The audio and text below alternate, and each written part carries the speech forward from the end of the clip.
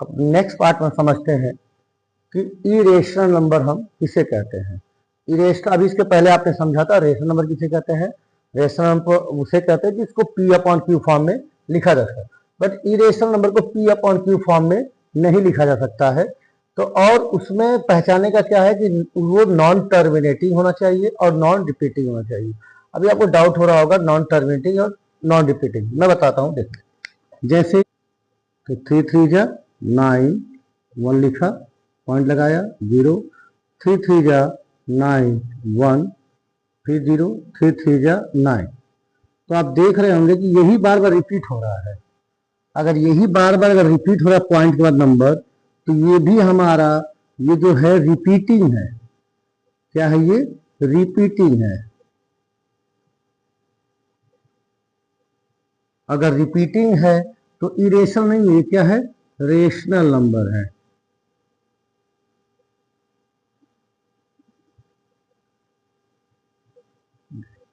फिर समझिए, अगर कहीं मान लीजिए लिखा है √3,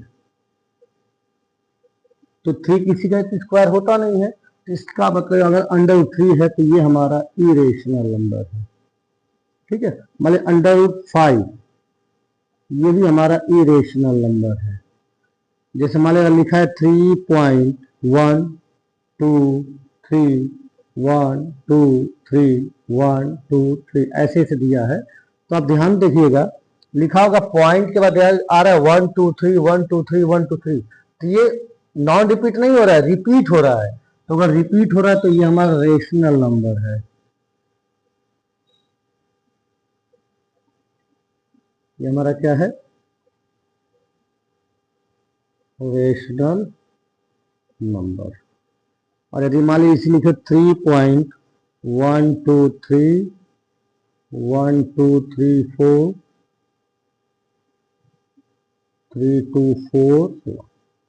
तो ये तो नॉन टर्मिनेटिंग है ही। नॉन टर्मिनेटिंग उसे कहते हैं जो रिमाइंडर हमेशा उसका कुछ ना कुछ बचता रहे।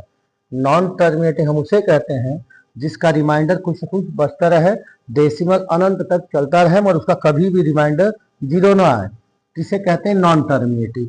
अच्छा, नॉन रिपीटिंग का मतलब क्या है कि पॉइंट के बाद वो नंबर रिपीट नहीं होना चाहिए बार बार।